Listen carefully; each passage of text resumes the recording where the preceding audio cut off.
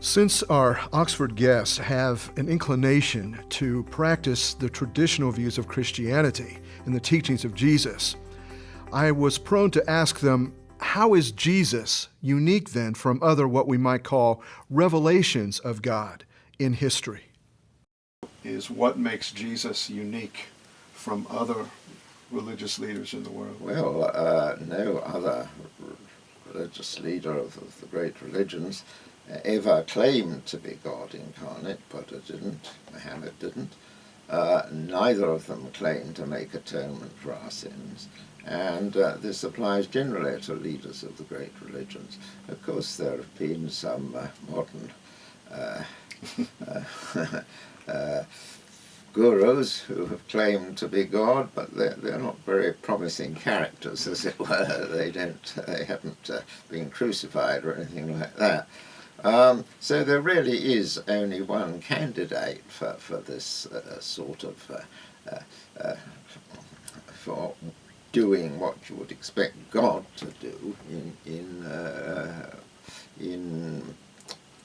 a revelation, and therefore, if you think there has been a revelation from God, this one is ahead of the field by a long way. And it's also ahead of the field, of course, in the respect that none of the other great religions has been culminated by an event which, if it happened, would undoubtedly be a violation of God into the natural order, and that is the resurrection. Muhammad's death was of a normal sort of death, no resurrection, the same with Buddha and anyone else you choose. Jesus, according to witnesses, and the absence of the body, rose from the dead. If he rose from the dead after 36 hours, that's undoubtedly a violation, a setting aside of natural laws, and therefore an act of God, as it were, God's signature on the teaching of Jesus. And that's the other thing that makes Jesus unique. Of course, it's possible to doubt the evidence and say, well, the disciples were deceived. Well, that is, of course, logically possible. But given the background evidence, that is to say, given the evidence we expect God to become incarnate in this way, it wouldn't be surprising that he would do the sort of act which would show us by a further reason other than the content of his life and teaching that he was God incarnate. And this is just such an act. The Old Testament, the Jews said that if a prophet comes and predicts things and they don't happen, you shouldn't believe him. And if a prophet comes and says Yahweh isn't God, you shouldn't believe him.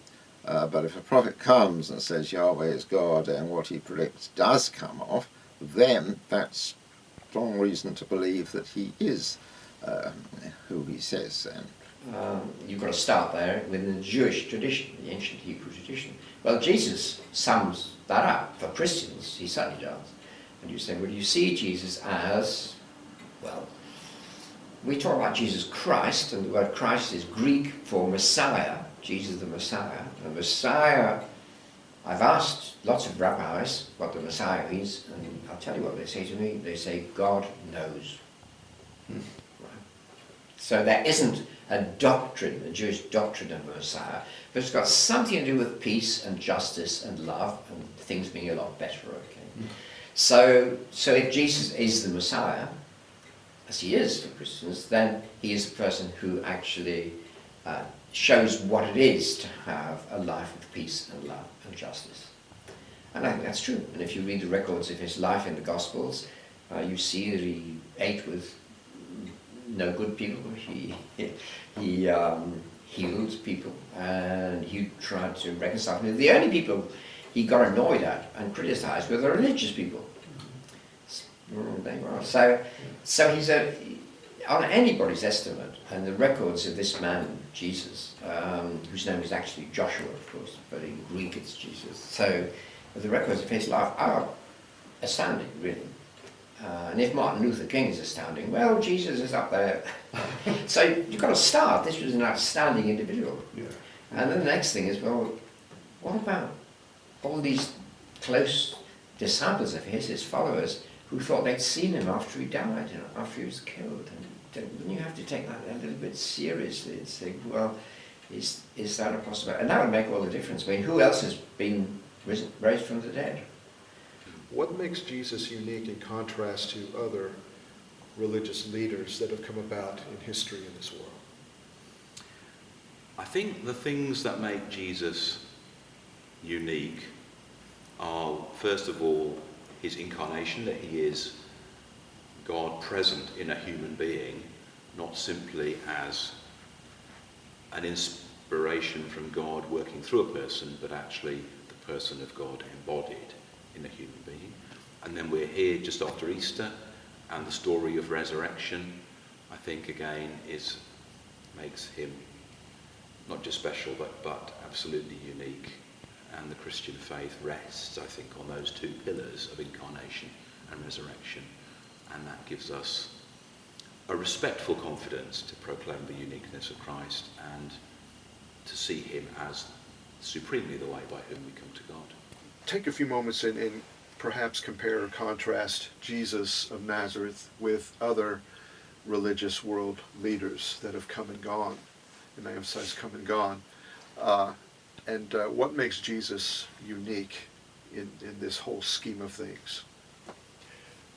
That question was a huge one for me when I was thinking about Christian faith, because my assumption was Jesus was one of many. And the more I read the New Testament Gospels, the more I found he was in a category of one. So for a start, he made unique claims. Other religious leaders, and certainly founders of other religions, tend to point away from themselves. So they might say, do you want to know God? Go to that holy place. You'll find him there. Do you want to know God? Go to that holy book and read about it. You'll find him there. Jesus remarkably said, do you want to know God? Come to me. And so I found within him an astonishing egocentricity, and yet also a remarkable humility. And I'd never seen that combination in anyone else. Amazingly humble, yet he kept talking about himself. And I thought, well, how can you explain that? Well, could it be that he was who he claimed to be? And the more evidence I looked at, the more I thought, yes, I think he is. Now, someone who's claiming to be God had better back it up. And one failing, moral failing, would have disproved that claim. But even his closest followers, Peter, for instance, said he committed no sin. And even his enemies couldn't throw anything at him in terms of his behaviour. They just said he blasphemes, he invents this claim about God, which I began to believe was true. His amazing miracles, he just seemed to flick his fingers, and the blind could see, the dead were raised. He backed it up. These are things only God can do.